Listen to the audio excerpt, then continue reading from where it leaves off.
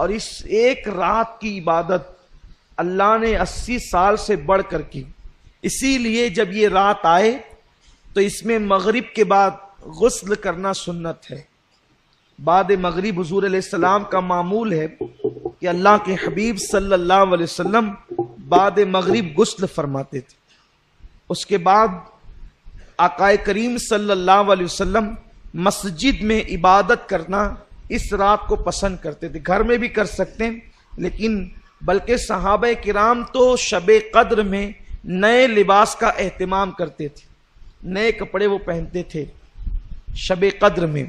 کچھ صحابہ تو ایک ہی لباس سلا کر رکھے ہوئے تھے، جیسے حضرت انس ابن خزیمہ وغیرہ، کہ یہ حضرات اسی رات میں وہ لباس پہنتے تھے اور پھر کسی وقت اس لباس کو استعمال نہیں کرتے تھے. آقا کریم صلی اللہ علیہ وسلم سے پوچھا گیا کہ یا رسول اللہ، اگر ہم شب قدر پائیں تو اس میں سب سے زیادہ کون سی عبادت کریں؟ اللہ کو اس رات کون سا عمل سب سے زیادہ پسند ہے؟ تو اللہ کے حبیب صلی اللہ علیہ وسلم نے فرمایا، اگر وہ رات تمہیں مل جائے تو کثرت کے ساتھ دعا کرنا، کیونکہ اس رات اللہ کو دعا بہت پسند ہے. حضرت اماں عائشہ صدیقہ نے پوچھ لیا، یا رسول اللہ دعا تو کریں، کون سی دعا زیادہ کریں، وہ بھی سکھا دیں. تو آقا نے فرمایا کہ یوں کہو، اللہم انک عفو کریم تحب العفو فاعف عنی. اللہ تو عفو ہے، تجھے معاف کرنا بہت پسند ہے، سو تو ہمیں معاف فرما دے. اس رات توبہ کرو کثرت کے ساتھ، ہو سکے تو صلاۃ التسبیح کا اہتمام کرو، ہو سکے کچھ نوافل پڑھو، اور جب رات کا آخری پہر آ جائے تو پھر دعا میں مصروف ہو جاؤ، اور ہو سکے تو سحری تک دعا کا اہتمام کرو. کیونکہ یہ رات جاگنا اپنے مقدر کو جگانا ہے. جو اس رات کو جگ گیا وہ 80 سال عبادت میں آگے ہو گیا. اور خاص طور پر بہت اہم بات عرض کرنے جا رہا ہوں، جتنی عبادتیں بھی آپ کرتے ہیں اللہ اس کو قبول کر لے تو اس پر انعام کیا ملتا ہے؟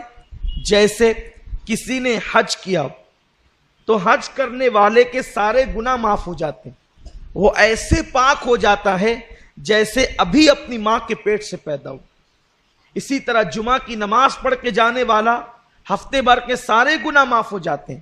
اسی طرح رمضان شریف کے روزے رکھنے والا گزشتہ رمضان شریف اور اس رمضان شریف کے درمیان جتنے گناہ کیے تھے اللہ سب معاف کر دیتا ہے، سارے گناہ معاف ہوتے ہیں.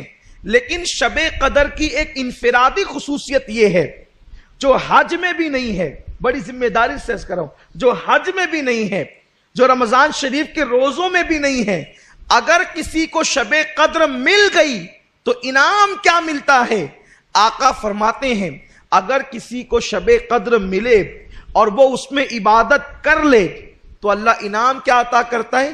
جتنے گناہ کیا ہے وہ بھی معاف کر دیتا ہے، اور جو ابھی کیا نہیں ہے کرنے والا ہے اللہ اس کو پیشگی معاف فرما دیتا ہے. کتنا بڑا کرم ہے.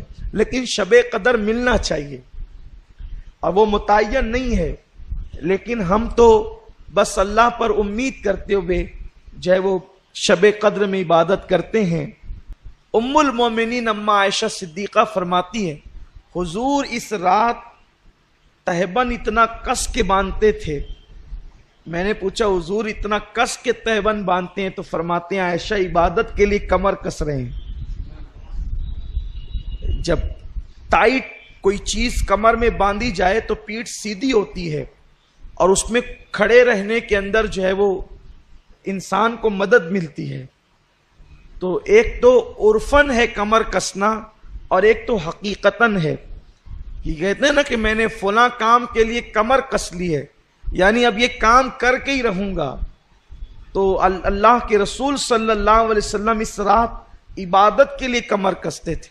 یوں تو ان کی ہر رات ہی عبادت میں گزرتی تھی، ہر رات عبادت میں. بلکہ اللہ فرماتا ہے، ابھی آپ نے سنا نا، یا ایھا المزمل قم اللیل الا قلیلا، اے میرے محبوب، اے جھرمٹ مارنے والے پیغمبر، آپ پوری رات عبادت نہ کیا کریں، کچھ سو بھی جایا کریں.